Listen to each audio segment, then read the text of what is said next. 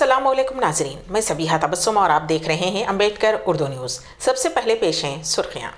Hyderabad pharma manufacturing मरकज में होगा तब्दील, वजीर KTR का बयान। मिर्जा रहमत बेग ने मजलिस के उम्मीदवार की हैसियत से दाखिल किया पर्चा नामजदगी। लखनऊ में खुलेआम थूकने या जरूरत से फारिग होने पर लगेगा जुर्माना। और ताजिकिस्तान में भी ज़लज़ले के शदीद झटके। और अब खबरों की तफसील। रियासती वजीर इंफॉर्मेशन टेक्नोलॉजी KT रामाराव ने कहा कि हैदराबाद जल्द ही फार्मा सिटी के साथ बैनुल अक़वामी अहमियत के एक फार्मा मैन्युफैक्चरिंग मरकज़ में तब्दील हो जाएगा, जो कि दुनिया का सबसे बड़ा मरबूत फार्मा मैन्युफैक्चरिंग क्लस्टर है और तकमील के करीब है। रियासत में लाइफ साइंस सेक्टर के हजम की मौजूदा $50 बिलियन से बढ़ाकर 5 सालों में $100 बिलियन करने की कोशिशें भी जारी हैं। लाइफ साइंसेज और उससे मुंसलिक शोबों में तकरीबन 4 लाख अफराद काम कर रहे थे और ये भी आने वाले 5 सालों में तेलंगाना में दुगना होकर 8 लाख हो जाएगा। अपनी मौजूदा पोजीशन को मुस्तहकम करेंगे और नए शोबों में तरक्की का मकसद बनाएंगे। हैदराबाद लोकल बॉडी MLC की नशिस्त पर 13 मार्च को होने वाले इंतखाबात में मजलिस के उम्मीदवार मिर्जा रहमत बेग ने GHMC हेड ऑफिस में पर्चा नामजदगी दाखिल किया। इस मौके पर वजीर श्रीनिवास यादव, वजीर दाखिला मोहम्मद महमूद अली, मजलिस के फ्लो लीडर अकबरुद्दीन ओवैसी के अलावा BRS पार्टी और मजलिस के अरकान असम्बली मौजूद थे। मिर्जा रहमत बेग ने सदर मजलिस बैरिस्टर असदुद्दीन ओवैसी MP का शुक्रिया अदा किया कि उन्होंने उन्हें ये मौका फराहम किया है। उन्होंने कहा कि वो MIM में इस वक्त से काम कर रहे थे जब वो छोटे थे। रहमत बेग ने इस बात पर मसरत का इजहार किया कि जमात ने उनकी काविशों के एतराफ में इतना बड़ा ओहदा देकर जिम्मेदारी सौंपी है। जगतियाल बल्दिया की साबिक चेयरपर्सन डॉक्टर भोगा श्रावणी ने आज BRS पार्टी और काउंसलर के ओहदे से भी अपना इस्तीफा पेश कर दिया है। 25 जनवरी को श्रावणी ने बल्दिया के चेयरपर्सन के ओहदे से इस्तीफा पेश करते हुए मुकामी रुकने असम्बली डॉक्टर संजय कुमार पर उन्हें परेशान करने का इल्जाम लगाया था और एक माह बाद आज उन्होंने BRS पार्टी के कारगुजार सदर व वजीर बल्दी नज़्म व नस्क के तारका रामाराव को मकतूब रवाना करते हुए पार्टी की इब्तदाई रुकनियत और काउंसलर के ओहदे से भी इस्तीफा होने का ऐलान कर दिया है। वजीर तारका रामाराव को रवाना करदा मकतूब में भी भोगा श्रावणी ने रुकने असम्बली डॉक्टर संजय कुमार की जानिब से उन्हें किस तरह से परेशान किया गया उसका तस्करा किया है। बंदरों ने शीरख्वार बच्ची पर हमला कर दिया। ये वाकया रियासत तेलंगाना के ज़िले महबूबाबाद के कोरवी मंडल के मदगुलागुडम मौजे में पेश आया। मुकामी लावण्या और सुरेश नामी जोड़े को 1.5 साल की बेटी है। कल सहपहर खातून अपनी बेटी को मकान के सहन में झूले में सुलाकर पानी लेने के लिए अंदर गई हुई थी कि इसी दौरान बंदरों ने शीरख्वार पर हमला कर दिया। बच्ची के रोने की आवाज़ सुनकर जब लावण्या वहां पहुंची तो उसने देखा कि उसकी बेटी पर बंदर हमला कर रहे हैं। उसने लाठी से हमला करके बंदरों को भगा दिया। ताहम उस वक्त तक लड़की जख्मी हो गई थी। बंदरों ने बच्ची के पांव के अंगूठे को काट लिया था। लड़की को इब्तिदा में महबूबाबाद और वहां से बेहतर इलाज के लिए वरंगल मुंतकिल कर दिया गया है। हैदराबाद के शमशाबाद इंटरनेशनल एयरपोर्ट पर सूडानी खवातीन के पास से तकरीबन 8 करोड़ रुपए का सोना जब्त कर लिया गया।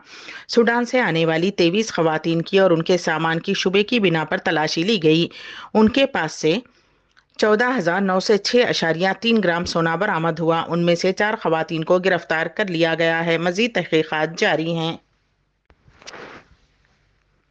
GIS 23 और G20 इवेंट्स के पेश नज़र सजावट के कामों को महफूज रखने के लिए रियासत उत्तर प्रदेश में लखनऊ म्युनिसिपल कॉरपोरेशन ने एक अहम फैसला किया है।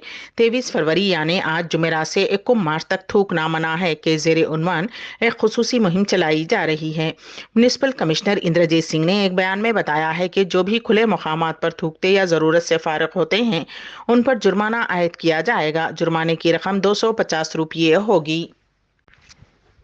हैदराबाद से 7 करोड़ रुपए के हीरों के जेवरात लेकर फरार होने वाला कार ड्राइवर श्रीनिवास को आंध्र प्रदेश के मशरकी गोदावरी जिले में पकड़ लिया गया। पुलिस ने जमीन में दफन जेवरात बरामद कर लिए। पुलिस के मुताबिक राधिका नामी खातून हैदराबाद के माधापुर में रहती है और जेवरात का कारोबार करती है।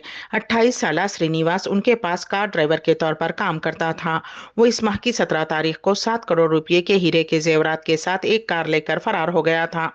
एसआर नगर पुलिस स्टेशन में मुकदमा दर्ज کر لیا گیا ہے اور ملزم سرینیواس کی تلاش شروع کر دی گئی تھی۔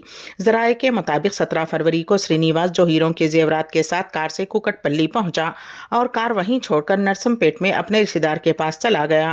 سرینیواس نے کار میں پیٹرول ڈلوانے کے لیے مالک رادھیکا کی جانب سے دیے گئے ڈیبٹ کارڈ سے فون خریدا اور نیا فون اپنے رشتہ دار کے حوالے کرتے ہوئے رشتہ دار کا پرانا فون لے کر اپنے آبائی گاؤں فرار ہو گیا۔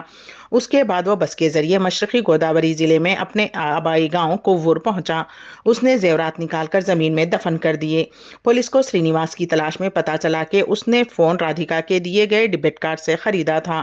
اس نئے فون کی IMEI نمبر کی بنیاد پر سرینیواس کے رشتہ دار کو پولیس نے حراست میں لے لیا۔ سرینیواس کے رشتہ دار کی طرف سے دی گئی معلومات کی بنیاد پر سرینیواس کو گرفتار کیا گیا اور زمین میں دفن کردہ زیورات ضبط کر لیے گئے ہیں۔ معلوم ہوا ہے کہ سرینیواس کو پوچھ تاچھ اور مکمل تفصیلات حاصل کرنے کے بعد میڈیا کے سامنے پیش کیا جائے گا۔ پولیس نے IT حکام کو مطلع کیا کیونکہ 7 کروڑ روپے کے زیورات کا کوئی بل یا اکاؤنٹ نہیں تھا۔ چھتیس گڑھ کے دارالحکومت رائے پور میں ایک چونکا دینے والا معاملہ سامنے آیا ہے۔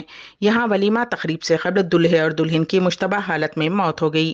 پولیس سے موصولہ اطلاعات کے مطابق اسلم احمد اور کہکشاں بانو کی شادی 19 فروری کو ہوئی تھی۔ دونوں کی ولیمے کی تیاریاں جاری تھیں اور دونوں تقریب کے لیے تیار ہو رہے تھے۔ دلہن کے بیوٹی پارلر کی بیوٹیشین نے اس کا میک اپ بھی کیا۔ پولیس نے بتایا ہے کہ دونوں ایک کمرے میں تھے جسے انہوں نے اندر سے بند کر رکھا تھا۔ اس دوران دلہے اور دلہن کے درمیان کسی بات پر جھگڑا ہو گیا۔ شبہ کیا جاتا ہے کہ دلہے اسلم نے دلہن پر خنجر سے حملہ کرتے ہوئے اس کا قتل کر دیا اور اس کے بعد خود کو زخمی کر لیا۔ نتیجے میں اس کی بھی موت ہو گئی۔ دونوں کے جسموں پر زخموں کے متعدد نشانات پائے گئے۔ یہ بھی خدشہ ظاہر کیا جا رہا ہے کہ شاید دونوں نے ایک دوسرے پر وار کیے ہوں گے۔ بتایا گیا ہے کہ جب دونوں کمرے کے اندر تھے اور چیخنے چلانے کی آواز آئی تو دروازہ کھولنے کی کوشش کی گئی لیکن دروازہ اندر سے بند ہونے کی وجہ سے نہیں کھلا۔ اس کے بعد ایک شخص کو کھڑکی سے اندر بھیجا گیا تو اس نے دیکھا کہ دونوں کی نعشیں خون میں لت پت پڑی ہوئی تھیں۔ رائے پور کے SSP پرشانت اگروال نے میڈیا کے نمائندوں کو بتایا کہ اس قتل کی تحقیقات کی جا رہی ہیں جس کے بعد ہی واقعے کی حقیقت کا پتہ چل سکے گا۔ تاجکستان میں زلزلے کے شدید جھٹکے محسوس کیے گئے۔ زلزلہ جمعرات کی صبح 5:37 پر آیا۔ امریکی جیولوجیکل سروے USGS نے بتایا کہ ریکٹر اسکیل پر زلزلے کی شدت 7.1 تھی۔ USGS کے مطابق زلزلے کا مرکز گورنبت خشاں کے علاقے میں 20.5 کلومیٹر کی گہرائی میں تھا۔ اس کے بعد 20 منٹ بعد اسی علاقے میں 5.0 شدت کا ایک اور زلزلہ آیا۔ اچانک زمین ہل گئی اور لوگ گھبرا کر اپنے گھروں سے نکل گئے لیکن ابھی تک اس زلزلے سے جانی و مالی نقصان کی کوئی اطلاع نہیں ہے، لیکن کئی مقامات پر مکانات کی دیواروں میں دراڑیں پڑ گئیں۔ امبیڈکر اردو نیوز کے اختتام سے قبل دوبارہ سرخیوں پر ایک نظر۔ حیدرآباد فارما مینوفیکچرنگ مرکز میں ہوگا تبدیل، وزیر KTR کا بیان۔ مرزا رحمت بیگ نے مجلس کے امیدوار کی حیثیت سے داخل کیا پرچہ نامزدگی۔ لکھنؤ میں کھلے عام تھوکنے یا ضرورت سے فارغ ہونے پر لگے گا جرمانہ۔ اور تاجکستان میں بھی زلزلے کے شدید جھٹکے۔ اسی کے ساتھ ہی امبیڈکر اردو نیوز یہیں پر اختتام پذیر ہوتی ہیں، تو دیجیے گا سبیہ تبسم کو اجازت۔ اللہ حافظ۔